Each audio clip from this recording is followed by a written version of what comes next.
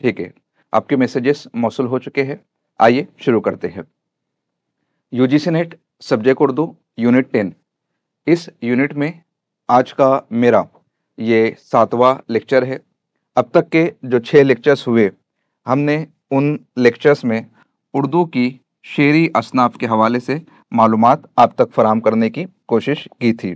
आज इंशाअल्लाह तबारक ताला नसरी असनाफ के हवाले से मालूमात हम आप तक पहुंचाने की कोशिश करेंगे। तो आइए शुरू करते हैं। आज का मेरा मौजू है तर्जमे का फ़न और रिवायत। तर्जमे का फ़न और रिवायत। अगर मैं सिर्फ तर्जमा निगारी की बात करूं तो मुश्किल से ये मौजू 10 मिनट में बयान हो जाने के काबिल है। 10 मिनट भी मैंने ज़्यादा कहा है, लेकिन अगर तर्जमा निगारी का आगाज़, तर्जमा निगारी का इर्तिका, तर्जमा निगारी की रिवायत, तर्जमा निगारी का फ़न, इस एतबार से हम स्टडी करेंगे तो एक बहर ना पैदा कनार है जिसको आपको पढ़ना होगा, हमें समझना होगा और फिर आगे बढ़ना होगा। क्योंकि तर्जमा ये असल नहीं है, तर्जमा ये असल की नकल है, और नकल कितनी ही खूबसूरत क्यों ना हो, असल के मुकाबिल नहीं हो सकती या असल जैसी नहीं हो सकती। असल का मकाम व मर्तबा बेहद उम्दा होता है, आला होता है और अरफा होता है। इसीलिए तर्जमा को 2 हिस्सों में तकसीम किया गया है। एक होता है लफ्ज़ी तर्जमा, एक होता है आज़ाद तर्जमा। एक एक करके इन चीज़ों को हम समझने की कोशिश करेंगे। आज़ाद तर्जमा क्या है, लफ्ज़ी तर्जमा क्या है और किस तरीके से तर्जमा निगारी की रिवायत परवान चढ़ी थी। सबसे पहले आपके सामने आपका ये निसाब और आज के मशमूलात। आज मैं आपके सामने किन चीज़ों पर बहस करने वाला हूँ उसकी एक मुख्तसर फहरिस्त आप देख सकते हैं। सबसे पहले तर्जमा क्या है, तर्जमे की तारीफ़ क्या है, तर्जमे की किस्में क्या है, इन चीज़ों का मुताला हम करेंगे। उसके बाद आदिल शाही दौर में तर्जमा निगारी किस तरीके से परवान चढ़ती है, इसको हम यहाँ पर समझने की कोशिश करेंगे आदिल शाही दौर के हवाले से। उसके बाद में कुतुब शाही दौर में तर्जमा निगारी, इसी के साथ में कुरान मुक़द्दस के उर्दू तराजिम। अब ये फहरिस्त जो बड़े बड़े मौज़ूआत होते हैं जिसका ताल्लुक यूजीसी नेट से है, वो हमने आपके निसाब में रखे हैं। इसी के साथ में गुलाम डायनेस्टी, मैं इस पर भी बात करूंगा। इसी के साथ में मुगलिया अहद में तर्जमा निगारी का फ़न किस तरीके से परवान चढ़ा, इस पर भी हम कुछ नज़रसानी करने की कोशिश करेंगे। फोर्ट विलियम कॉलेज में तर्जमा निगारी, दिल्ली कॉलेज में तर्जमा निगारी। इसी के साथ में दारुत तर्जमा उस्मानिया, जो आपको तफसील के साथ यूनिट नंबर 9 में पढ़ना है, उस पर भी हम गौर करेंगे। और दीगर तहरीकात और इदारों में किस तरीके से उर्दू तराजिम किए गए, उस पर भी हम गौर करने की कोशिश करेंगे। यही हमारा तरीका है, यही हमारा पैटर्न है, यही हमारी रविश है कि छोटे से छोटे टॉपिक को हम गहराई और गहराई में जाकर समझने की कोशिश करते हैं। क्यों? क्योंकि कंपटीशन इतना ज़बरदस्त हो चुका है। आप देख रहे हैं उर्दू का कट ऑफ जो पहले 190 जाया करता था, 180 जाया करता था, गुज़िश्ता 2 सालों से 220, 230, हत्ता के इस मर्तबा 240 तक कट ऑफ जाने का इम्कान है। वजह यही है कि मवाद आसानी के साथ मिल जा रहा है। पहले उर्दू के हवाले से कोई गाइड करने वाला नज़र नहीं आता था, अब उर्दू के गाइड करने वाले टीचर्स भी अवेलेबल हो चुके हैं। ऑनलाइन प्लेटफॉर्म आ चुका है, किताबें आ चुकी है, ई बुक्स आ चुकी है। तो जाहिर सी बात है हर किसी तक मवाद पहुंच रहा है, तो कंपटीशन टाइट है और टफ कंपटीशन के दौर में 2 कदम आगे चलने पर ही आप मंजिल को हासिल कर सकते हैं। ज़रा मध्यम हुए, ज़रा धीमे चले, पीछे वाला या तो आपको धक्का देकर वहां गिरा देगा या उसके बाद आने वाले आपको कुचल कर आगे बढ़ जाएंगे। इसीलिए इस मर्तबा भी हम कोशिश करेंगे कि थोड़ा डीप में इन चीज़ों को हम समझने की कोशिश करेंगे। तो ये मशमूलात हमने देख लिए हैं। मशमूलात के बाद में सिलेबस पर ज़्यादा कुछ बताने के लिए है नहीं, रोज़ाना मैं आपके सामने सिलेबस पेश कर ही रहा हूँ। तो आइए डायरेक्ट शुरू करते हैं तर्जमे की तारीफ। ये लातीनी ज़ुबान का लफ्ज़ है, ट्रांसलेशन। लातीनी ज़ुबान का लफ्ज़ है, ट्रांसलेशन उसी से बना है तर्जमा। अब यहाँ पर इसके माना क्या है? एक मकान से दूसरे मकान तक ले जाना। ट्रांसलेशन का मतलब क्या होता है? एक मकाम से दूसरे मकान तक, या एक मकाम से दूसरे मकाम तक, या एक जगह से दूसरी जगह तक लेकर जाना। अब तर्जमे में यही तो काम होता है।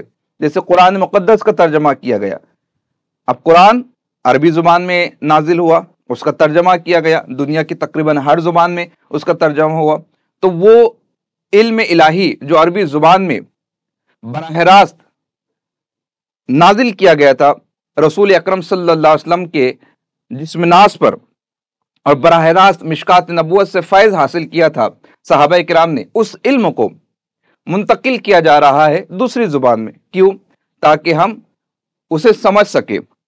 ہم عجمی ہے، ہم عربی نہیں ہے، ہماری مادری زبان عربی نہیں ہے، تو رب ہم سے کیا کلام کرنا چاہتا ہے وہ ہم جان سکے اردو زبان کے ذریعے سے، تو ایک مکان سے دوسرے مکان تک لے جانے کی کوشش ہو رہی ہے۔ اب اسی کو اردو لغت میں ہم دیکھیں، عربی لغت میں ہم دیکھیں یا فارسی لغت میں ہم دیکھیں تو اس کا مطلب ہوتا ہے دوسری زبان میں نقل کلام، ایک زبان سے دوسری زبان میں کلام کو نقل کرنا، تفسیر و تعبیر، دیباچہ یا کسی شخص کا بیان، احوال یا تذکرہ، یہ سب کہلاتا ہے ترجمہ۔ اب اسی کے ساتھ میں اگر اس کی اصطلاحی تعریف، یہ کون سی تعریف ہو گئی؟ یہ تعریف ہے لغوی تعریف۔ اسی کے اگر ہم اصطلاحی تعریف دیکھتے ہیں، ایک زبان میں پیش کردہ حقائق کو دوسری زبان میں منتقل کرنا۔ اصطلاحی تعریف کیا ہوں گی؟ ایک زبان میں پیش کردہ حقائق کو دوسری زبان میں منتقل کرنا۔ کسی تحریر، تصنیف کو ایک زبان سے دوسری زبان میں منتقل کرنے کا عمل ترجمہ کہلاتا ہے۔ اتنا کچھ مشکل نہیں ہے، ایک مرتبہ پڑھ لیں گے آسانی کے ساتھ آپ کو سمجھ میں آ جائے گا۔ تو آئیے آگے بڑھتے ہیں۔ ترجمے کی تعریف دیکھ لینے کے بعد، ترجمے کے لغوی اور اصطلاحی تعریف سمجھ لینے کے بعد ہم بڑھتے ہیں ترجمے کی قسموں پر۔ ترجمہ دو قسموں کا ہوتا ہے، ایک ہے آزاد ترجمہ اور دوسرا ہے لفظی ترجمہ۔ لفظی ترجمہ کیا ہے؟ لفظی ترجمہ کسی لفظ کے نیچے لفظ لکھ دینا ہے نا، جیسے اگر میں انگریزی میں لکھوں تو ہم کہیں گے آئی ایم عطا الرحمان، تو اب اس کا ترجمہ اگر لفظی ترجمہ کیا گیا تو آئی کے نیچے میں، ایم کے نیچے ہو، نام کے نیچے نام، یہ لکھ دیا گیا۔ اب تو کیا ہے؟ عطا الرحمان ہوں میں، کیونکہ ترکیب بدل جاتی ہے، زبان کے بدلنے سے جملوں کی ترتیب و ترکیب بدل جاتی ہے، فعل فاعل مفعول کا قاعدہ تبدیل ہو جاتا ہے، تو یہ ترجمہ ہوا لفظی ترجمہ۔ جبکہ آزاد ترجمہ اگر ہم کریں گے تو اس کی صورت مختلف ہوں گی۔ میں عطا الرحمان ہوں، تو آزادی اس میں آ گئی، ہم نے تبدیلی اس میں لے کر آ گئی۔ یہی چیز ابھی میں قرآن مقدس کی روشنی میں آگے آپ کو سمجھانے کی کوشش کروں گا کہ کس طریقے سے معنی اور مفہوم میں فرق واقع ہو جاتا ہے۔ یہی وجہ ہے کہ لفظی ترجمہ جو ہے وہ ناقص تصور کیا جاتا ہے، یا اس میں نقص پایا جاتا ہے، یا اس میں خامی پائی جاتی ہے بنسبت آزاد ترجمے کے۔ آزاد ترجمہ زیادہ بہتر ہوتا ہے، اور محمد حسین آزاد کی جو کتاب ہے نیرنگ خیال، انشائیوں پر مشتمل جتنے بھی انشائیے اس میں شامل ہے وہ کہیں نہ کہیں سے ماخوذ ہے، کسی نہ کسی جگہ سے مستعار ہے، کسی نہ کسی مقام پر آزاد نے پڑھے ہیں اور انہیں اردو زبان میں منتقل کیا ہے، لیکن وہ لفظی ترجمہ نہیں ہے، وہ آزاد ترجمہ ہے۔ بلکہ آزاد ترجمہ محمد حسین آزاد نے اس طرح سے کیا ہے کہ باضابطہ طور پر وہ ان کی تخلیق معلوم ہونے لگتی ہے، اس میں ان کی کریٹیوٹی، اس میں ان کی تخلیقیت جھلک کر سامنے آتی ہے، تو یہ فرق دیکھنے کو ملتا ہے۔ تو ترجمے کی قسمیں یہ ہم نے دیکھ لی ہے۔ اب اس کے بعد آگے بڑھتے ہیں، ترجمے کی تعریف ہم نے دیکھی، ترجمے کی قسمیں بھی ہم نے دیکھی۔ اب اس کے بعد میں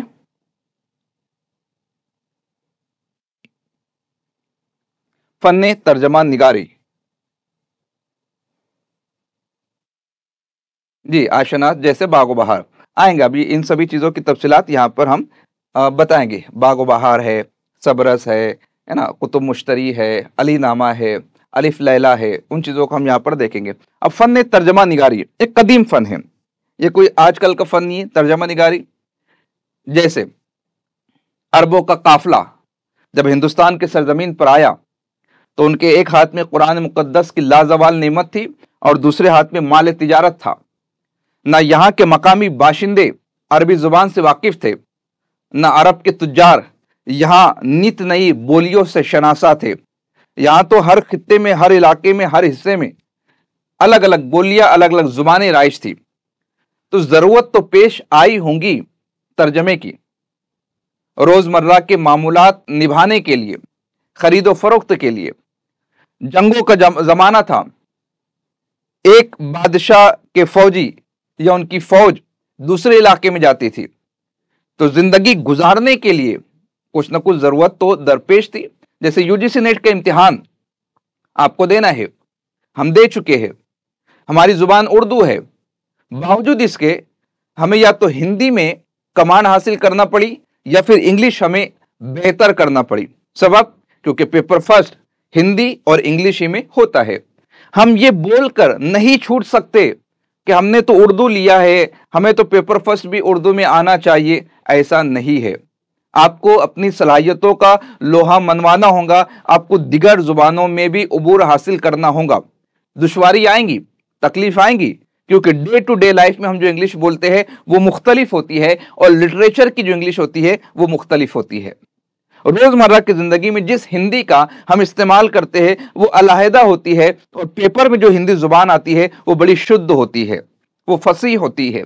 तो तकलीफ तो बहरहाल आएंगी, और तकलीफ हमारे बुजुर्गों को भी आई थी। लेकिन किस तरीके से फन तर्जमा निगारी आगे बढ़ती है, एक मकाम से दूसरे मकाम पर जब इंसानों ने रख्त सफर बांधा तो अपने साथ न सिर्फ अपनी तहजीब, अपना तमद्दुन, अपना कल्चर, अपनी रसूमात लेकर पहुंचे, बल्कि अपनी जुबान भी लेकर पहुंचे। उर्दू की पैदाइश के नजरियात जब हम तफसील के साथ पढ़ेंगे उस वक्त हम आपको बताएंगे कि किस तरीके से मोहम्मद शहाबुद्दीन गौरी, महमूद गजनवी या फिर अल्लाफी बिरादरान सिंध का इलाका, ये तने तनहा एक मकाम से दूसरे मकाम पर नहीं गए। इब्ने कासिम एक खातून की सदा पर लब्बैक कहते हुए सिंध की सरजमीन पर आया तो तने तनहा नहीं आया, वो अपने साथ अपनी जुबान लेकर आया, अपनी रसूमात लेकर आया, अपना कल्चर लेकर आया। जब पंजाब की सरजमीन पर बसने वाले 200 सालों तक रहने वाले फौजी दिल्ली की तरफ रख्त सफर बांधते हैं तो सिर्फ असलहों के साथ आगे नहीं बढ़ते हैं, वो अपने साथ अपनी जुबान लेकर जाते हैं, अपनी रसूमात लेकर जाते हैं और रोजमर्रा की आदात और अतवार लेकर जाते हैं। तो फन तर्जमा निगारी इस तरीके से आगे परवान चढ़ी है। एक लफ्ज हमने देखा है कि गुलाम डायनेस्टी के वक्त में तर्जमा निगारी पर अच्छा खासा काम हुआ है। तो तर्जमा निगारी क्या है, मैं जो इशारे किनारे में जो लफ्ज इस्तेमाल कर रहा हूं, जैसे गुलाम डायनेस्टी जिसे आप कहते हैं खानदान गुलामान या सल्तनत गुलामान, असल में खानदान गुलामान का जो पीरियड है वो पीरियड 1206 से लेकर 1290 के दरमियान है। ये पीरियड जो होता है खानदान गुलामान का दौर कहलाता है। कुतुबुद्दीन ऐबक का नाम आपने सुना होगा, और शहाबुद्दीन गौरी उसके फौज का जर्नल था। कुतुबुद्दीन ऐबक जो है वो फरमारवा बन जाते हैं गौरी के इंतकाल के बाद में, और जब ऐबक के इंतकाल हो जाता है तो उसका दामाद था शमशुद्दीन अल्तमश जो कि गुलाम था, इसीलिए इसको गुलाम डायनेस्टी कहते हैं, गुलाम सल्तनत या सल्तनत गुलामान कहते हैं या खानदान गुलामान कहते हैं। इसी में तो आपको आगे देखने को मिलती है रजिया सुल्ताना। अब तक दिल्ली में जितने हुए थे वो सब के सब सुल्तान हुए थे। ये पहली मुजाहिदा थी जो सुल्ताना बनकर तख्ते शाही पर विराजमान होती है, रजिया सुल्ताना। तो पहले था शहाबुद्दीन गौरी, उसके बाद में कुतुबुद्दीन ऐबक, उसके बाद में अल्तमश, और फिर अल्तमश के बाद में आपको यहाँ पर उनकी जो बेटी है रजिया सुल्ताना वो यहाँ पर आपको तख्त पर विराजमान नजर आती है। और इनके दौर में बाज़ाब्ता तौर पर तर्जमा निगारी का काम होता है। गुलाम डायनेस्टी के बाद में मुगलिया दौर आता है और मुगलिया दौर में भी तर्जमा निगारी का बाज़ाब्ता तौर पर काम होता है। मैं बहुत ज़्यादा तफसील में यहाँ पर फिल वक्त नहीं जा सकता, क्योंकि यहाँ पर हमें फिर वो सारी चीजें देखनी होंगी। जैसे अगर मैं मुगलिया दौर की बात करता हूँ तो मुगलिया दौर में आपके सामने फौरी तौर पर अकबर का नाम आ जाना चाहिए, अबुल फैज मोइनी का नाम आ जाना चाहिए, फिर वो अकबर के 9 रत्नों का तज़किरा आपके जहन में आ जाना चाहिए कि वो बैठा करते थे समाज पर, सोसाइटी पर, बैनुल मज़ाहिब किताबों पर तबसरा किया करते थे, गुफ्तगू किया करते थे। फिर वो मुजद्दिद अल-फ़सानी उनके कारनामे वो आपकी निगाहों के सामने आ जाना चाहिए। इस तरीके से पूरा अहद है जहां पर तर्जमा निगारी का काम बड़े पैमाने पर होता है। अगर अदबी एतबार से भी हम देखें, अदबी एतबार से भी सिंहासन बत्तीसी, अय्यार दानिश, रामायण और महाभारत जैसी किताबों का तर्जमा इस दौर में हमें देखने को मिलता है। अय्यार दानिश यकीनन आपने पढ़ी होंगी या एटलीस्ट आपने नाम सुना होगा, या 11वीं जमात में, 12वीं जमात में, यूजी में या पीजी में इसके कुछ इक्तबासात आपने पढ़े होंगे, या इसी के साथ में दास्तान अमीर हमजा, इसका तज़किरा आपने पढ़ा होगा। ये सब तर्जमा निगारी के जरिए से हमारे सामने ये पूरा के पूरा मवाद देखने को मिलता है। और फिर इस तरीके से तर्जमा निगारी का काम आगे बढ़ रहा है। अब फिर आप देखते हैं कि यहाँ पर मुगलिया सल्तनत को जवाल होता है, ईस्ट इंडिया कंपनी आ जाती है। ईस्ट इंडिया कंपनी 1857 के बाद में जिस तरीके से जो बैरकपुर है, मुजफ्फरनगर है, मीरठ का इलाका है, वहाँ पर हिंदुस्तानियों को शिकस्त देती है और फिर बराह रास्त हिंदुस्तान बरतानिया के कब्जे में आ जाता है। फिर उसके बाद में वो फोर्ट विलियम कॉलेज शुरू करते हैं, दिल्ली कॉलेज शुरू करते हैं।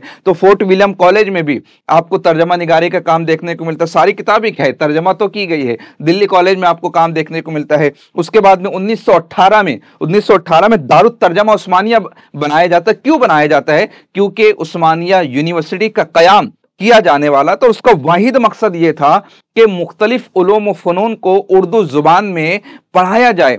अब जब पढ़ाना मकसूद है तो निसाबी किताबें चाहिए, और जब निसाबी किताबें ही नहीं थी तो दारुत तर्जमा उस्मानिया का कयाम किया गया। फिर वो आपको वहां पर नवाबों के जो कारनामे हैं वो देखना होगा, बाबा उर्दू को देखना होगा। पढ़ेंगे हम इंशाअल्लाह ताला, यूनिट नंबर 9 में तफसील के साथ पढ़ेंगे। और उसके बाद में ये सिलसिला जो है दराज से दरास्तर हो जाता है।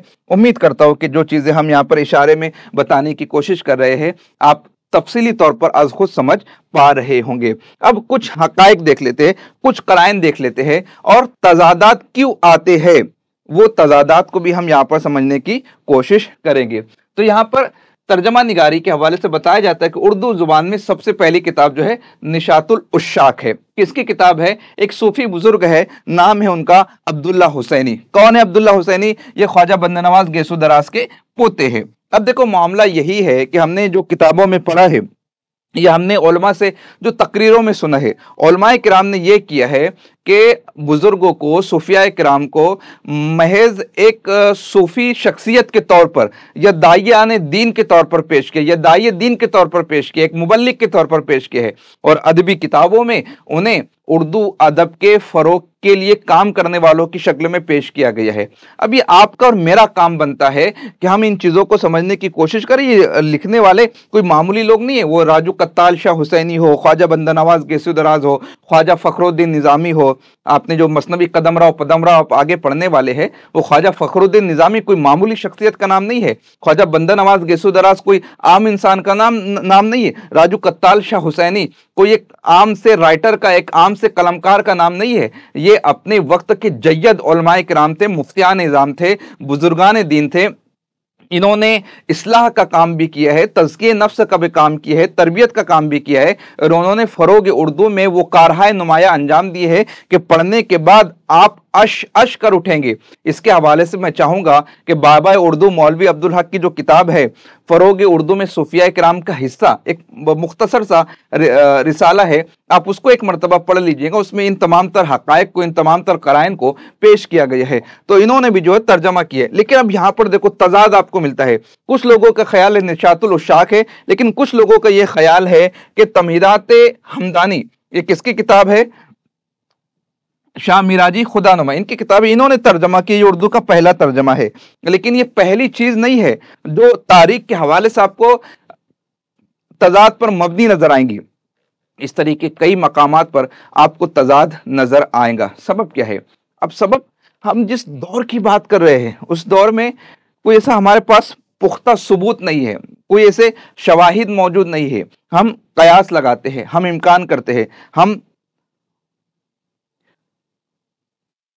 देखिए, अगर बीच में बफरिंग हो रहा है तो ये एकेडमी की तरफ से तो नहीं हो रहा है, या आपके नेटवर्क की वजह से हो रहा है। तो अगर बफरिंग हो रहा है तो आप अपने वीडियो की क्वालिटी को कम कर लीजिए, या आप किसी ऐसे मकाम पर पहुंच जाइए जहां पर आपका नेटवर्क स्ट्रांग है। यही वजह है कि हम पैनल की बजाय पीपीटी पर क्लास लेते हैं, क्योंकि वहां पर ये उतना ज़्यादा डेटा कंज्यूम नहीं होता है। यहाँ पर डेटा बहुत ज़्यादा लगता है। फिलहाल हम टॉपिक पर आते हैं, टॉपिक को समझने की कोशिश करते हैं। जैसे शेख अब्दुल कादिर जिलानी, जिन्हें सैयदना गौस पाक के नाम से याद किया जाता है, उनकी भी किताब है। अब उनकी किताब भी जो है, तो बाज़ मुहक्किकीन का ख्याल है कि ये किताब उन्होंने खुद लिखी है, बाज़ लोगों का ये ख्याल है कि वो मंसूब की गई है। क्यों? अब देखो, मैं बुजुर्गों की एक रिवायत बताता हूँ। जैसे हम लोग नाम के भूखे होते हैं ना, जैसे अभी मेरी किताब आ रही है तो एक बड़ा सा फोटो उसमें नजर आ जाएगा, एक नाम उसके अंदर नजर आ जाएगा। हम ये चाहते हैं कि थोड़ी सी पब्लिसिटी हो जाए, थोड़ी सी वाहवाही हो जाए, थोड़ा सा नाम हो जाए। ये सारी चीजें, ये सारी बीमारियां, ये कल्बी अमराज जिसे कहते हैं, वो सब हमारी नस्ल में मौजूद है। लेकिन बुजुर्गों में ये चीज नहीं थी। बुजुर्ग लोग ये कहते थे कि हमारा मकसद है किताब लिखना, हमारा मकसद है पैगाम पहुंच जाना। वो अपना नाम तक नहीं लिखा करते थे कि मुसन्निफ कौन है, मुअल्लिफ कौन है, मुरत्तिब कौन है। बस वो चाहते थे काम हो जाए, लोगों तक पहुंच जाए। लेकिन बाद में लोगों ने क्या किया, बाद में उन्हीं किताबों को लोगों ने उठाया, मखतूते की शक्ल में, पुरानी लाइब्रेरियों से कलमी नुस्खे की शक्ल में उनको उठाया, उसके ऊपर जो है वो अपना नाम लिख दिया, थोड़ा सा तरमीम कर दी, उसकी तदवीन कर दी और मुसन्निफ बन बैठे। ऐसे बहुत सारी रिवायतें मैं आपको बता सकता हूँ। किताब किसी और की है और किसी और ने अपना नाम चढ़ाकर उस पर वो मुसन्निफ बन बैठे हैं। तो ये जो बुनियादी तजाद नजर आता है, ये तजाद आप समझे नहीं शायद उसको। मीरा जी कहते हैं, मीरा जी खुदा नो माने अबुल फजाइल अब्दुल्ला बिन मोहम्मद ऐनुल कज़ा हमदानी की तसनीफ। ये नाम उनका नहीं है, नाम तो सिर्फ इतना है ना, शाह मीरा जी। इन्होंने उर्दू में तर्जमा किया है। किस किताब को तर्जमा किया है? तमहीदात हमदानी को किया है। अब तमहीदात हमदानी किसकी किताब है? ये अब्दुल्ला बिन मोहम्मद ऐनुल कज़ा हमदानी की किताब है। और ये तरीका अरबों में रहा है, या अरबी किताबों में रहा है, या बुजुर्गों में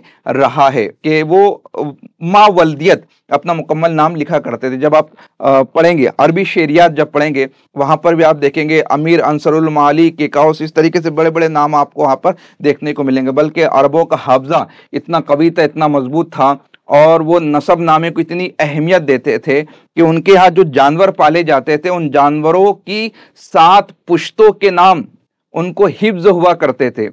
इंसान तो जाने दीजिए, उनके यहाँ जो जानवर पला करते थे उनके 7 पुश्तों के नाम उन्हें हिफ्ज हुआ करते थे। उनका कुव्वत हाफजा इतना बला का था। यही वजह तो है कि वो अपने आप को अरबी कहते थे और हम जैसों को अजमी कहा करते थे। तो इस तरीके से ठीक है, आगे बढ़ते हैं।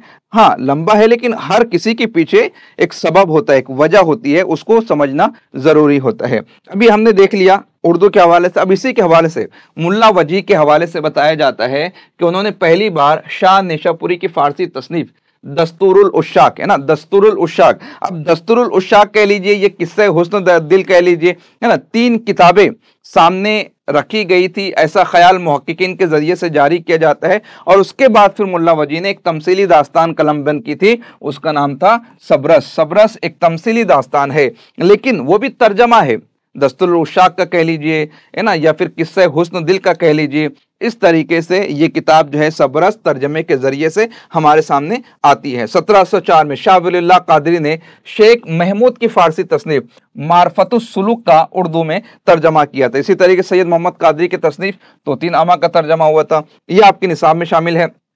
फजल अली फजली ने मुल्ला हुसैन वाइस काशमी की किताब, कौन सी किताब है? रौज़तुश शोदा, मुल्ला हुसैन वाइस काशमी की। अब फजल अली फजली ने उसका तर्जमा किया था करबल कथा के नाम से। अभी पढ़ेंगे आप लोग, करबल कथा को पढ़ेंगे, फजल अली फजली को पढ़ेंगे। तो इस तरीके से तर्जमा निगारी का आगाज हो चुका है, उसका इर्तिका आपको देखने को मिल रहा है और किस तरीके से तर्जमे बाज़ाब्ता तौर पर हो रहे हैं। लेकिन अब तक जितने तर्जमे हुए, इसमें एक खास बात आपको याद रखने वाली है, वो उसूल, वो ज़ाब्ते, वो कायदे जो तर्जमा निगारी के लिए, तर्जमे के लिए जरूरी होते हैं, अब तक वो मुरव्विज नहीं हुए थे और उनका एहतमाम नहीं किया जाता था। क्योंकि अब तक मकसद क्या था? अब तक मकसद था पैगाम पहुंचाना। देखिए, अदबी नुक्ते निगाह से जब आप देखेंगे, जैसे मैं जब लेक्चर दे रहा हूं, तो जब मैं लेक्चर देता हूं तो मैं शायद कवायद पर उतनी गिरफ्त या रखने की कोशिश नहीं करूंगा, या उस तरफ मेरा जहन नहीं जाता है। क्यों? क्योंकि मेरा मकसद यहाँ पर क्या है कि जो थीम मैं लेकर चला हूं, जो टाइटल लेकर चला हूं, जो मौजू आज मैंने मुंतखब किया है, वो मौजू आप में मुंतकिल कर लूँ, ये मेरा मकसद होगा। लेकिन इसी के बरक्स जब मैं लिखने के लिए बैठूंगा तो अब कोशिश करूंगा वो 1 घंटे का लेक्चर नहीं होगा, वो 2 सफ़ा पर, 1.5 सफ़ा पर, 4 सफ़ा पर जो भी मौजू आज मैं 1 घंटे में एक्सप्लेन करने वाला हूँ उसे मैं मुंतकिल कर दूंगा। तो यहाँ मकसद बदल गया, वहाँ मकसद बदल गया, तो वहाँ ग्रामर पर भी तवज्जो दी जाएंगी, मुख्तसर जुमलों पर भी तवज्जो दी जाएंगी, जुमलों की साख्त है, उनकी बनावट है, उनकी हैयत है, और बेहतर से बेहतरीन लफ्ज़ों के इंतखाब करने की कोशिश की जाएंगी। तो मकसद यहाँ पर तब्दील हो रहा है। तो यहाँ पर मकसद क्या था? सिर्फ पैगाम रिसानी, ये मकसद था। तो सिर्फ बातों को लिख दिया जाता था, कलमबंद कर दिया जाता। जैसे आपके गली में, आपके मोहल्ले में, आपके शहर में, आपके गली के कॉर्नर पर वो भजिया जलेबी बेचने वाला शख्स, उसको इस बात की कोई खबर नहीं है कि मैं कहूं कि ये कलम मेरा है और ये पेन मेरी है ना। अगर कलम कहता हो तो मुज़क्कर होगा, पेन कहता हो तो मुअन्नस होंगी, उसे इस बात से कोई गर्ज नहीं। वो तो सिर्फ ये चाहता है कि भजिया 10 रुपए का आएगा और ये जलेबी 15 रुपए की आएंगी। उसको सिर्फ इस बात से सरोकार है कि उसका जो भी व्यापार है वो चलना चाहिए, तज़कीर व तानीस से उसको कोई गर्ज व गायत नहीं।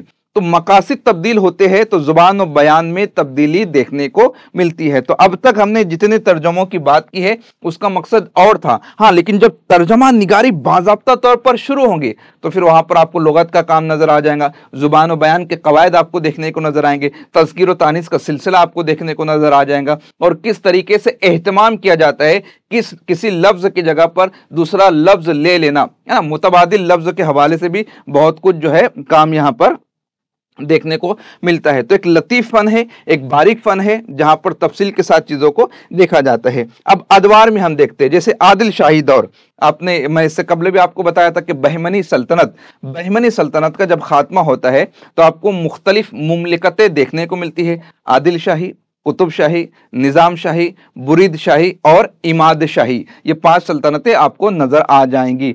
तो आदिल शाही, अब आदिल शाही सल्तनत में भी तर्जमा निगारी का काम बड़े पैमाने पर होता है। जैसे उस्तमी की नज्म है खबरनामा, फारसी नज्म है लेकिन उसे मुंतकिल किया गया और बड़ी खूबसूरती के साथ ये काम किया गया।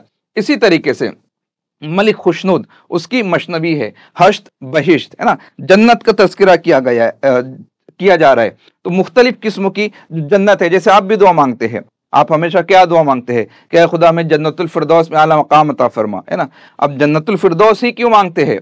जन्नत अदन भी तो है, जन्नत नईम भी है, लेकिन हमेशा मुतालबा जन्नतुल फिरदौस का होता है। जरा कमेंट करके बताइए क्यों मांगा करते हैं आप लोग इस तरीके से। तो फिर हश्त बहिश्त है, ये अमीर खुसरो की फारसी नज़्मों पर मुश्तमिल है, लेकिन मलिक खुर्शीद ने उसका तर्जमा किया है। मुकीमी एक फारसी शायर है हिंदी लोक कथा का, चंद्रबदन महाया, बड़े जो है उसको बड़े दिलनशीन अंदाज में, दिलकश अंदाज में मुकीमी ने उसको यहाँ पर बयान किया है। तो इस तरीके से आदिल शाही दौर में भी हमको तर्जमा निगारी का इर्तिका देखने को मिलता है। इसी के साथ में फिर जब अली आदिल शाह, अब अली आदिल शाह आया तो आप जानते ही है कि अली आदिल शाह, इसने जो है उदबा, शोरा, उलमा, हुफ़ाज़, इनकी सरपरस्ती की थी और इनको काफ़ी कुछ नवाजा था ना।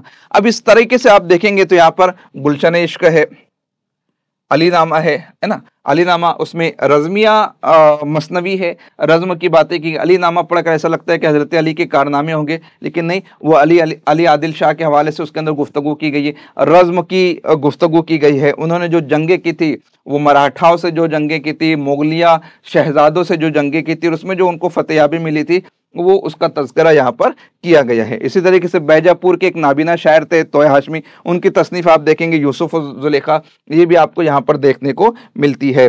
तो इस तरीके से मुख्तलिफ रिवायतें यहाँ पर आपको नज़र आ जाएंगी। तो उम्मीद करता हूँ कि अब तक के जो गुफ्तगू हुई है, जिसमें हमने तारीफ़ देखी है, किस्में देखी है, कुछ उरूज इर्तिका की मंजिलों को हमने देखा है, फिर अभी आदिल शाह के बातों को हम देख रहे हैं, वो सब के सब आपके समझ में आ गई होंगी। आदिल शाही सल्तनत को समझ लेने के बाद हम आगे बढ़ते हैं कुतुब शाही। अब कुतुब शाही दौर के अंदर भी हमें एक से एक सरखिल अफराद नज़र आते, सरखिल कलमकार। खुद कुतुब शाही सल्तनत को जो फरमा रवा है कुली कुतुब शाह, वो पहला साहब दीवान शायर है। तो इस दौर में मुल्ला वजी के हवाले से अभी जस्ट हमने देखा, सबरस क्या है, दस्तुर उशाक है या किस्से हुस्न दिल से माखूज है, लेकिन तर्जमा उन्होंने किया है। इसी तरीके से गवासी कौन था? मलकुश शोरा था, उस सल्तनत का सबसे बड़ा शायर था, उसको मलकुश शोरा का खिताब दिया गया था। उनकी किताब जो है सैफुल मलूक व बदिउल जमाल या फिर तोती नामा, ये भी اردو ترجمے کے حوالے سے ایک بڑا کارنامہ ہے ابن انشاتی، یہ بھی آپ پڑھیں گے ابھی آگے چل کے، فول بند میں جو 3 بڑے قصے ہیں، 3 ضمنی قصے ہیں، ان چیزوں کو بھی ہم پڑھنے کی کوشش کریں گے۔ تو قطب شاہی دور میں بھی چاہے وہ ملا وجہی ہو، گواسی ہو، نشاتی ہو، ان احباب نے کافی کچھ کام کیا ہے اور ترجمہ نگاری کی روایتوں کو انہوں نے آگے بڑھایا ہے۔ اب یہاں پر وہ دور آ جاتا ہے جب ایسٹ انڈیا کمپنی آ چکی ہے۔ اب دیکھیے میں نے پہلے بھی کہا، اب کوئی بھی شخص کسی بھی جگہ پہنچتا ہے تو تنے تنہا نہیں پہنچتا ہے، وہ ساتھ میں اپنا کلچر، اپنا ریلیجن، اپنی لینگویج، سب چیز لے کر پہنچتا ہے۔ تو جب عیسائی ہندوستان میں آئے تو صرف عیسائی نہیں آئے تھے یا صرف بزنس مین نہیں آئے تھے، ایک طرف وہ قافلہ تھا جو تجارت کیا کرتا تھا، ایک طرف وہ سوچ کے افراد تھے جو ایڈمنسٹریٹو پاور اپنے آپ میں رکھتے تھے، وہ جانتے تھے کہ ہندوستانیوں کو کس طریقے سے سرنگو کرنا ہے، وہ سمجھتے تھے کہ بادشاہوں کو کس طریقے سے لالچ دینا ہے، سام دام دنڈ بھیڑ سب کچھ انہوں نے اختیار کر لیا۔ جہانگیر کے دور کے واقعات کو آپ دیکھ لیجئے، اکبر کے دور کے واقعات کو دیکھ لیجئے، 1606 میں کس طریقے سے ایسٹ انڈیا قابض ہونے کی کوشش کر، اور ایسی نہیں کہ ایسٹ انڈیا پہلی کمپنی تھی، ہندوستان میں ایسٹ انڈیا کمپنی نہیں تھی، پرتگیز آ چکے تھے، ڈچ بولنے والے آ چکے تھے، ان کے خود آپس میں لڑائیاں ہو چکی ہے، لیکن ایسٹ انڈیا کمپنی جو ہے وہ پاورفل رہتی ہے۔ ان کی جو سوچ تھی، اب انہوں نے جو تحفے تحائف دیے، اب وہ لائیو کلاس میں اس طریقے سے ہر چیز کو بتانا جو ہے وہ مجھے غیر مناسب معلوم ہوتا ہے، آپ پڑھ لیجئے۔ ہمارے بادشاہ جو گزرے ہیں وہ بہت مطلب ولی صفت انسان نہیں تھے، کون کس طریقے سے پھسل سکتا ہے، ہر کسی کو اس کے اعتبار سے کوشش کی گئی تھی۔ جو ہیرے جواہرات کا خواہش مند تھا اس کے سامنے ہیرے جواہرات پیش کر دیے گئے، جو رنگ روغن کا خواہش تھا اس کے سامنے گوری چمڑی کو پیش کر دیا گیا، جو فوج کا خواہش مند تھا اس کو لالی پاپ دیا گیا کہ ہم آپ کی سرپرستی کریں گے۔ اور وہ دھوکہ جو ہے نا، دھوکہ ہمیشہ خوبصورت ہی ہوتا ہے، دھوکہ ہمیشہ حسین ہی ہوتا ہے، وہ دینے کی کوشش کی گئی۔ یہ اور بات ہے کہ کچھ لوگوں نے اس کو بھاپ لیا تھا اور کچھ لوگوں نے لوہے کے چنے چبوا دیے تھے، جیسے شیر میسور کو دیکھ لیجئے، حیدر علی کو دیکھ لیجئے، ان لوگوں نے جو ہے وہ انگریزوں کے ناک میں دم کر رکھا تھا۔ یوں ہی نہیں، فورٹ ولیم کالج، اتنی بڑی کالج، تاریخ تبدیل کر دی گئی فورٹ ولیم کالج کی۔ جس دن کو ٹیپو سلطان کی شہادت ہوئی، عام طور سے عمارتوں کو منسوب کیا جاتا ہے ان کی یاد میں، ان کی شان میں۔ فورٹ ولیم کالج کو باضابطہ طور پر ٹیپو سلطان کی شہادت کے سیلیبریشن کے طور پر منسوب کیا گیا کہ آج سے ہندوستان ہمارا ہے۔ وہ جرنیل، وہ مرد میدان، وہ مرد مجاہد جو اپنوں کی دغا بازی کی وجہ سے جنگ ہار گیا تھا، انگریزوں کو اس ایک انسان کے جانے کا اتنا جشن محسوس ہوا، اتنی خوشی محسوس ہوئی کہ اتنی بڑی کالج فورٹ ولیم، ابھی دیکھیں گے اس کی تفصیلات کہ کتنا بڑا کارنامہ فورٹ ولیم کالج نے کیا ہے۔ وہ دھوکے کی شکل میں آیا تھا، لیکن یہی تو ہے نا، انسان سوچتا کچھ ہے اور ہوتا وہی ہے جو قدرت چاہتی ہے۔ فورٹ ولیم کالج کا قیام تو اس مقصد کے ساتھ کیا گیا کہ ہم انگریزوں کو ہندوستانی زبان سکھائیں گے تاکہ وہ ہندوستانیوں پر راج کر سکے۔ ایک شر، اس کے پہلو میں خیر یہ نکل کر آتا ہے کہ وہ انگریز جو ہندوستانیوں کو لڑانا بھڑانا چاہتے تھے، کاٹنا چاہتے تھے، مارنا چاہتے تھے، انہوں نے ہی اردو زبان کا فروغ کیا۔ یہ جو ترجمہ کی گئی کتابیں، کیا یہ آسان کام تھا؟ منشیوں کو جمع کرنا، قلم دانوں کو جمع کرنا، مختلف قلمکاروں کو ہندوستان کے مختلف علاقوں سے ایک مقام پر لا کر رکھنا، انہیں سیلری دینا، ان کی پروف ریڈنگ کرنا، ان کے ناز نخرے اٹھانا، ان کو کتابیں فراہم کرنا، ان کو آسائشیں دینا، آسان کام تھا؟ لیکن یہی تو ہے کہ ہر شر کے ساتھ ایک خیر کا پہلو نکل کر آتا ہے۔ وہ بادشاہ جو سارے بچوں کو قتل کروا دیتا ہے، اسی کے گھر میں خدائے قدیر جبار اپنے نبی کو پروان چڑھاتا ہے۔ تو شر بہرحال جس قدر سازشیں کر لے، خیر کا پہلو سے نکل کر سامنے آ ہی جاتا ہے۔ تو یہاں پر ہندوستان میں جب وہ بزنس مین آئے تو اپنے ساتھ میں عیسائیت مذہب کو لے کر آئے تھے، اور یہ میں کوئی ڈھکی چھپی بات نہیں کہہ رہا ہوں، یہ بات آپ آگے چل کے جب دلی کالج پڑھیں گے تو وہاں پر آپ کو دیکھیں گے ماسٹر رام چندر کوئی مسلم نہیں تھے، لیکن ہمارے برادران وطن کے مذہب سے ان کا تعلق تھا، اور وہ پھر عیسائی بن کر نکلتے ہیں۔ अरे डिप्टी नजीर साहब, डिप्टी नजीर अहमद को हम पहले नावल निगार के तौर पर पढ़ रहे, उनके कदम कहाँ बहक रहे थे। अगर आप थोड़ा सा और डीप में पढ़ाई करने की कोशिश करेंगे तो आपको पता चलेगा कि वो तो खींचकर किसी ने बचा लिया। इस तरीके की और भी रिवायतें आपको देखने को मिलेंगी। तो इस तरीके से उन्होंने तौरात है, इंजील है, और फिर उन्होंने जो है ना वो अलग अलग तिब्बी खिदमत फराहम करने की कोशिश की है, फलाही काम उन्होंने की है, रिफाई काम उन्होंने की है, और वो जो कंसेप्ट उन्होंने वहाँ पर पेश किया है कि हम ह्यूमैनिटी के लिए काम करना चाहते हैं, इंसानियत के लिए काम करना चाहते हैं, और इस्लाम के अगेंस्ट में उन्होंने जो कुछ भी बातें की थी, जैसे उनके ओरिएंटलिस्ट होते हैं, ओरिएंटलिस्ट यकीनन आपने पढ़ा होगा, जिसे उर्दू में मुस्तशरिकीन कहते हैं। हुजूर अकरम सल्लल्लाहु अलैहि वसल्लम पर जब वही नाजिल होती थी तो उन पर कपकपी तारी होती, तो उनको थोड़ा सा बुखार वगैरह आता है। जब पहली वही तारी हुई तो आप सल्लल्लाहु अलैहि वसल्लम गार से निकलकर हजरत खदीजा के पास आते, कहते मुझे कंबल उड़ा दो, और वो ये वही तारी होने की, वही नाजिल होने की अलामत हुआ करती थी। और जब आप सल्लल्लाहु अलैहि वसल्लम ने फरमाया कि ऐसा लगता है कि मैं ज़ाय हो जाऊंगा, तो आपकी शरीक हयात ने आपको क्या जवाब दिया, क्या जुमला कहा था?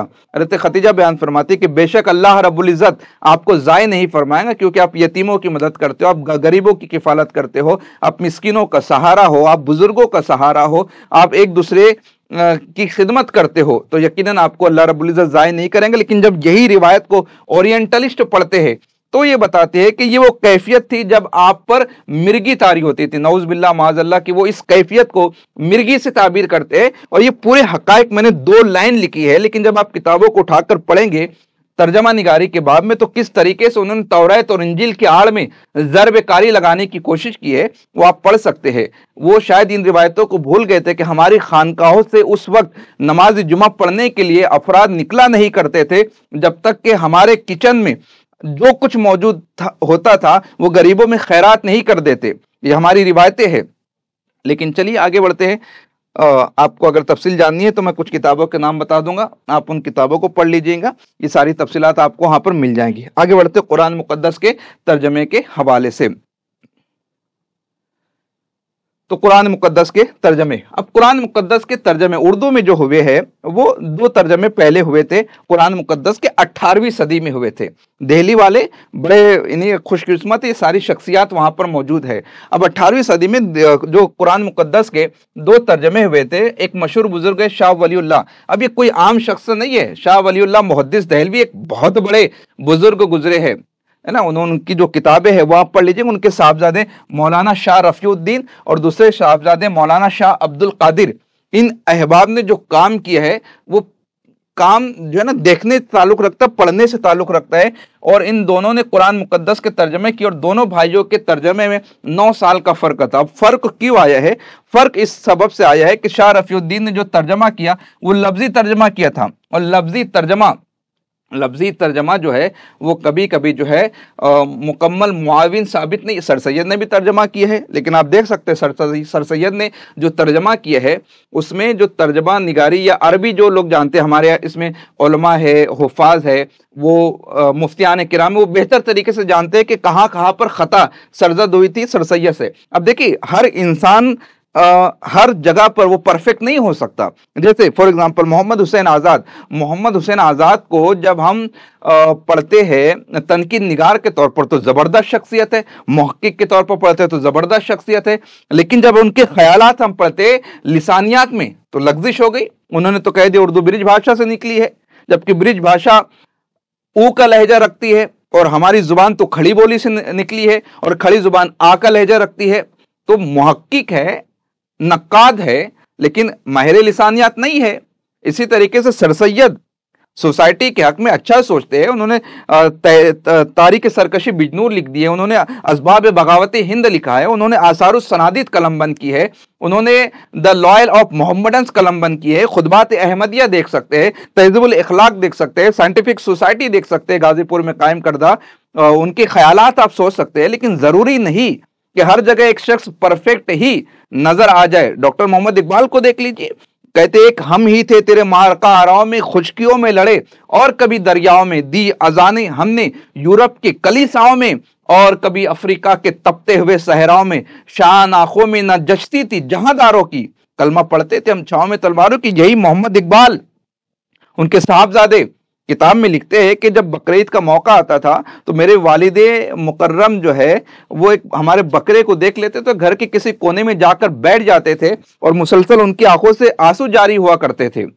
اشک بہتے تھے۔ مطلب ایک وہ محمد اقبال ہے جو خون کو گرما دیتے ہیں، یہ ان کے اندر جو ہے حریت کا مادہ ہے، یہ جذبہ ہے، لیکن جب اپنے گھر کی بات آتی ہے تو گھر کے کونے میں بیٹھ کر روتا ہوا ایک درد بھرا شخص نظر آتا ہے۔ تو ہر چیز جو ہے نا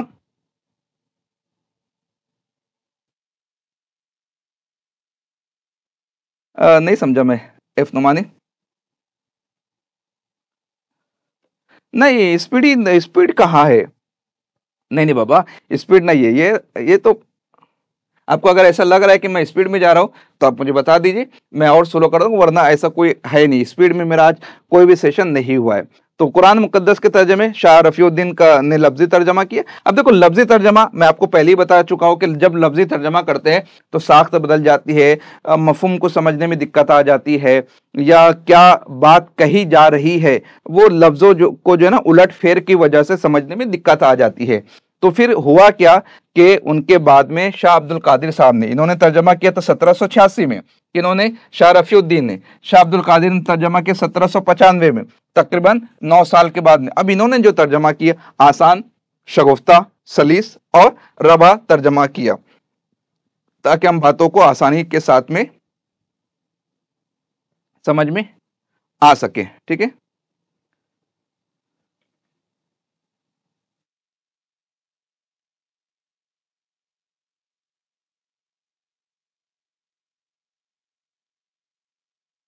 شکریہ اسما جاوید، وہ دن تو کافی پیارے ہوا کرتے تھے، لیکن چلیے آگے بڑھتے ہیں۔ کیوں ایسا لگ رہا ہے آپ کو؟ ثنا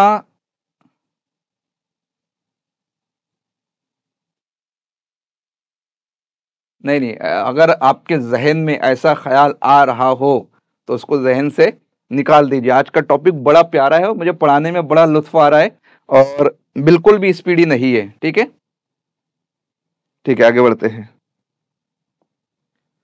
تو قرآن مقدس کو اردو ترجمہ ہو گیا، پھر مذہبی کتابوں کے علاوہ ہم دیکھیں گے فارسی کتابیں ہیں، قصہ چار درویش ہے نا، قصہ چار درویش کا ترجمہ حسین عطا تحسین نے نو طرز مرصع کے نام سے کیا ہے۔ پھر ایک کتاب ہے بہادر نامہ، اس کا ترجمہ بھی ہمیں ملتا ہے۔ اب بہادر نامہ میں کیا ہے؟ سرنگا پٹم کی جو تاریخ ہے، ٹیپو سلطان کی، حیدر علی کی، اور وہاں کی جو علاقہ ہے، وہاں کی جو تاریخ ہے میسور وغیرہ کی، اس کا ذکر یہاں پر آپ کو دیکھنے کو ملتا ہے۔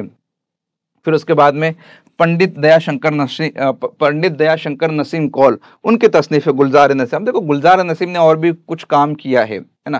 پہلی بات تو گلزار نسیم اتنی طویل ہو چکی تھی، پھر اس کو ان کے استاد محترم نے کہہ کر کم کروایا، اور ایک شاہکار وہ کتاب ان کی منظر عام پر آتی ہے۔ انہوں نے اور بھی کچھ کام کیے ہیں، لیکن ان کا جو کچھ بھی کام ہے، ان کی جو کچھ بھی مقبولیت ہے، جو کچھ بھی شہرت ہے، وہ گلزار نسیم کے طور پر ہی ہمیں دیکھنے کو ملتی ہے۔ تو اس طریقے سے ترجمہ نگاری کا کام یہاں پر آگے بڑھتا ہے۔ اب چونکہ فورٹ ولیم کالج کا ذکر ہوا، اب فورٹ ولیم کالج میں آپ کو مکمل پڑھاؤں گا ترجمہ کیا ہوا، کن لوگوں نے کیا، میں تفصیل کے ساتھ آپ کو جب میں یونٹ نمبر 9 پڑھاؤں گا وہاں پر یہ چیزیں پڑھاؤں گا، لیکن چونکہ موضوع سے مطابقت رکھتا ہے تو یہ چیزیں میں نے یہاں پر شامل کر لی ہے۔ آپ یہاں پر نام دیکھ سکتے ہیں کہ کن کن احباب کو آپ نے پڑھنا ہے۔ ڈاکٹر جان گلکرسٹ، میر امن سید حیدر علی بخش، میر شیر علی افسوس، میر بہادر علی حسینی، مولوی امانت اللہ، مظہر علی خان، اور یہ سب سوالات پوچھے جاتے ہیں۔ ابھی ایک پوچھا گیا تھا سوال دسمبر 2024 میں کہ فورٹ ولیم کالج میں سب سے زیادہ کتابیں کس نے ترجمہ کی تھی، تو یہ سوالات پوچھے جاتے ہیں۔ پھر مرزا علی لطف، مرزا جان تپش، مرزا کاظم علی جوا، اس طریقے سے پھر فورٹ ولیم کالج کے باہر جو کتابیں لکھی گئی، سید انشاءاللہ خان شاہ، رجب علی بیگ سرور، محمد بخش مہجور، فخر الدین جعفر علی، میر محمد تقی خیال، عبد الکریم نین چند۔ پھر دہلی کالج کے مقاصد کیا ہے، دہلی کالج میں کون سی کتابیں لکھی گئی، اور پھر ان کے نام کیا ہے، جیسے ماسٹر رام چند، انہی کا ذکر میں کر رہا تھا، مولوی امام بخش، مولوی مملوک علی، مولوی سبحان بخش، اس طریقے سے یہ نام بھی آپ کو یہاں پر دیکھنے کو ملیں گے، کس طریقے سے ترجمہ نگاری کی روایتیں آگے پروان چڑھتی ہے۔ سر سید تحریک کو آپ دیکھ سکتے ہیں، جیسے غازی پور میں انہوں نے سائنٹیفک سوسائٹی قائم کی تھی، उसका भी एक बड़ा कारनामा है तर्जमा निगारी के बाब में। दीगर तहरीकात का हम जिक्र कर रहे हैं। इसी के साथ में अंजुमन पंजाब लाहौर में जो कायम होती है उसने भी तर्जमा निगारी को फरोग दिया है। अंजुमन तरक्की उर्दू, इसका कायम हुआ तो 1903 में इन्होंने भी काम किया है। जैसे तारीख अदबियात ईरान, खुतबात गारसा दतासी, तारीख अहद इंग्लिशिया, मशायर यूनान रोम, इस तरीके से ये काम जो है आगे बढ़ता है। और फिर 1918 में तो आपको देखने को मिलता है दारुत तर्जमा उस्मानिया 1918 में बना, और तकरीबन 1948 में उस ज़ुबान को ख़त्म कर दिया गया जिस ज़ुबान के लिए दारुत तर्जमा उस्मानिया को बनाया गया था, और जिस ज़ुबान में तालीम देने के लिए उस्मानिया यूनिवर्सिटी को बनाया गया था। उस्मानिया यूनिवर्सिटी आज भी बाकी है, लेकिन 1948 में उर्दू ज़ुबान को ख़त्म कर दिया गया। और आपको बताते हुए खून के आंसू महसूस किए जा सकते हैं कि अभी पीएचडी का फॉर्म निकला था,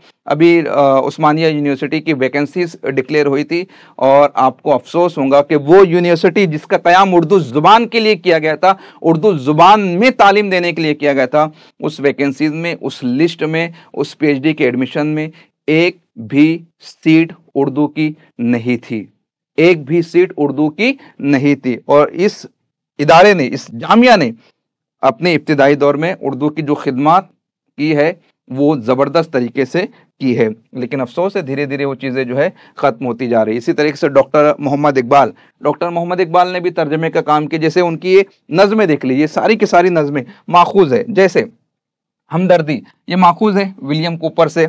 इसी तरीके से आफ्ताब ये गायत्री का तर्जमा है। पयाम सुबह ये लॉन्ग फेलो का तर्जमा, इश्क और मौत ये टेनिसन का है। रुखसत बज़्म जहाँ ये इमर्सन का है। इस तरीके से डॉक्टर मोहम्मद इकबाल ने भी तर्जमे को बढ़ता है। मोहम्मद हुसैन आज़ाद के हवाले से मैं पहले ही बता चुका हूँ कि उन्होंने भी किस तरीके से तर्जमे निगारी के बाब में अहम कारनामे अंजाम दिए है।